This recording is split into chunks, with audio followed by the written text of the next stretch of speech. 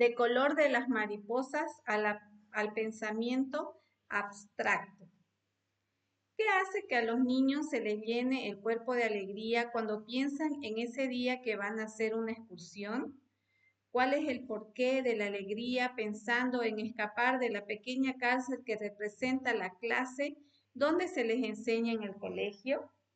¿Por qué muchos niños recordarán toda la vida cuando en una excursión el maestro le explicó el tamaño y las formas diferentes de muchas hojas, el significado multicolor de las alas de la mariposa o el espectro de colores del arco iris? Sin duda, porque ello significa activar los códigos cerebrales profundos heredados a lo largo de los tiempos en los que aprender y memorizar era consecuencia de la activación de los procesos emocionales que generan la curiosidad y como consecuencia abrir la ventana de la atención en espacios abiertos a todo aquello que es útil y sirve a la supervivencia biológica. Aprender para un niño de hoy, en ese contexto lleno de sonidos, tal vez ancestrales de colores y formas diversas, sigue siendo sencillamente placentero e inmenso. Y eso es también el juego, ya lo hemos apuntado antes. Un mecanismo emocional disfrazado con el que el niño adquiere habilidades y capacidades a través del alto voltaje de cambios que realiza su cerebro a grandes velocidades. Un corolario se puede sacar de todo esto. Y esta es que todo comienzo del aprendizaje, el más temprano del niño, debería hacerse directamente en contacto con la naturaleza, no entre cuatro paredes. Así lo revelan los códigos del cerebro y como estos han ido apareciendo a lo largo del proceso evolutivo. Y esta es quizás la primera enseñanza que deberíamos sacar de lo que venimos tratando en este libro y que llamamos neuroeducación. Lo primero que esto nos enseña es lo más obvio, que un niño no comienza a aprender con ideas y con abstractos, sino con percepciones, emociones, sensaciones y movimiento, obteniendo del mundo sensorial y como reacción al mundo real, fuente primigenia de los estímulos y primer maestro del niño. Es el mundo y todo lo que hay en él, frente a él, lo que primero enseña al niño. Y aprender bien de ese mundo es básico, no solo cuando niño, sino después en las enseñanzas y para el resto de la vida, pues estas sensaciones y percepciones y sus experiencias serán los cimientos de su futuro. Aprendizaje abstracto. El niño es una esponja que absorbe y recoge como si fuera agua y todo lo sensorial que le rodea, los colores, las formas, los movimientos, las distancias entre objetos, los sonidos, las texturas, el gusto, el olor de las cosas y es un constante aprendizaje cómo transforma y cambia su cerebro. Pero esto se sigue inmediatamente de un proyectar al mundo lo aprendido en donde lo contrasta y reaprende. El niño a los pocos meses tras el nacimiento gatea y explora su entorno. Y en ese gateo y ese explorar aparece y graba en su cerebro los programas motores con los que más tarde, pasado el tiempo, podrá realizar un acto motor voluntario y coordinado. El aprendizaje es como el mito del Sísifo. Es un proceso de repetición constante con el que construye en recuerdos inconscientes los cimientos que luego le permitirán aprender consecuentemente. Ese proceso de mirar, oír y tocar, sobre todo y a través del juego, es el primer aprendizaje sólido infantil. Y todo ello conjugado con la inmadurez de esos significados emocionales que proporcionan los padres y principalmente la madre. Y todo cobra sentido de supervivencia que quiere decir de la seguridad a través de a través de la emoción. Ese fuego ese juego que forja la realidad de todo lo que se ve y se toca. Hoy empezamos a vislumbrar lo muy negativo que puede resultar para que el cerebro de un niño de 1 o 2 años mantenerlo encerrado en una guardería cuando es bien sabido que las paredes de una guardería deberían ser jardines amplios y extensos, llenos de cosas vivas, que se puedan oír, tocar, oler y aún hasta lamer, y con las que el niño interactúe constantemente. Será con ese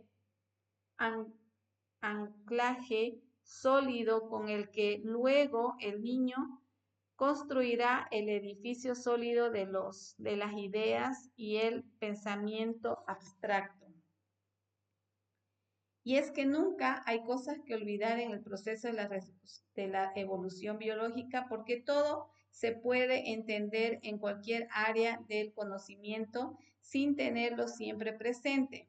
Y hay que tenerlo en cuenta para entender cómo proceso de aprendizaje sensorial directo se transformó con el aumento y la complejidad del cerebro, desde pensar con unidades sensoriales concretas.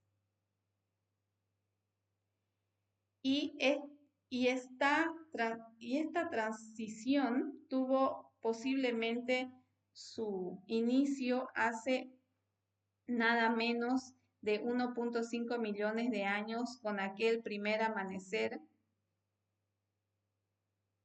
que fue el Homo habilis, el cerebro del Homo habilis posiblemente fue la cocina de la mente humana, esa máquina capaz de nombrar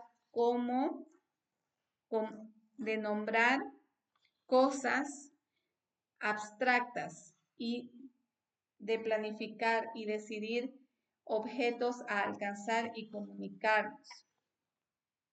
Y con ello pasar del lenguaje y el mensaje sensorial y emocional directo con signos. Así que comenzaron a distinguir las cosas del mundo, nombrándolas no como el viejo lenguaje emocional, sino como el nuevo no ético, es decir, con una idea, un abstracto. ¿Acaso conocer no arranca claramente de distinguir y clasificar? Sin duda. Pero el mensaje importante de transmitir aquí ese es el de la transición y evolución de ese concreto sensorial. De todo ello, ya se empezarán a sacar algunos principios básicos para la neuroeducación que deberían llevarnos a cambiar muchas cosas en el inicio del proceso de aprendizaje humano. Insisto en ello. A un niño de 2 o 3 años se le debería enseñar los diferentes tipos de hojas, flores, plantas, animales y todos los infinitos registros de formas, colores en el campo, en la naturaleza, y menos en el aula con dibujos, ni tampoco con películas. El niño necesita en la formación inicial saber y aprender qué es una flor, agarrándola con las manos, mirándola directamente, oliéndola, apreciando y distinguiendo el tacto de los pétalos y distinguiendo, mirando el cielo, un azul de otro y todo ello como acabo de apuntar. Solo así no lo olvidará jamás y anclará además sus futuros conocimientos abstractos de una forma sólida sobre cimientos perceptuales, emocionales, reales, directos. Solo así construirá luego las ideas de forma más consistente y procederá con ellas a las reflexiones y a las construcciones. Con tristeza se oye hipótesis de una forma más consolidada. Con tristeza se oye decir cada vez con más frecuencia que muchos niños que siempre han vivido en las grandes ciudades como Nueva York o Chicago no han visto nunca las estrellas brillantes en el cielo, debido a la contaminación y a la potente iluminación de sus calles, plazas y aunque parezca extraño, también hay niños que no han visto nunca una vaca pastar en los pastos.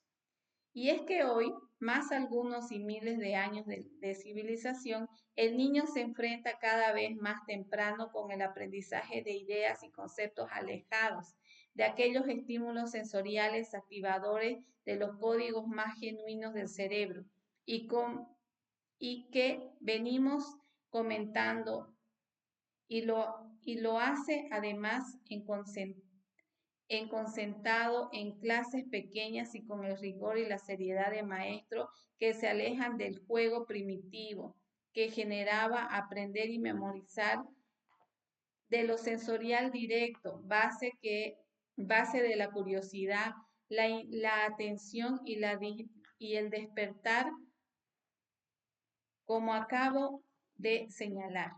Para el ser humano, aprender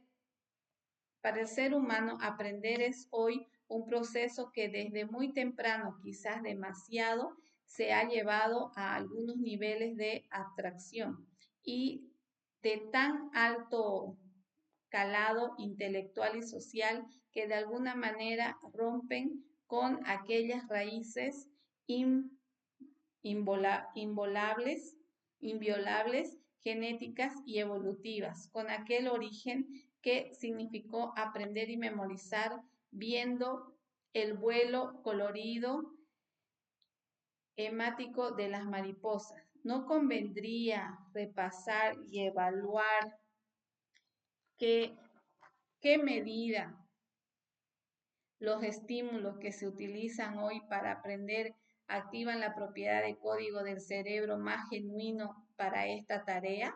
Es posible que la neuroeducación a la luz del proceso evolutivo nos pueda ayudar a ello y sacar ventaja para llegar a aprender y memorizar mejor.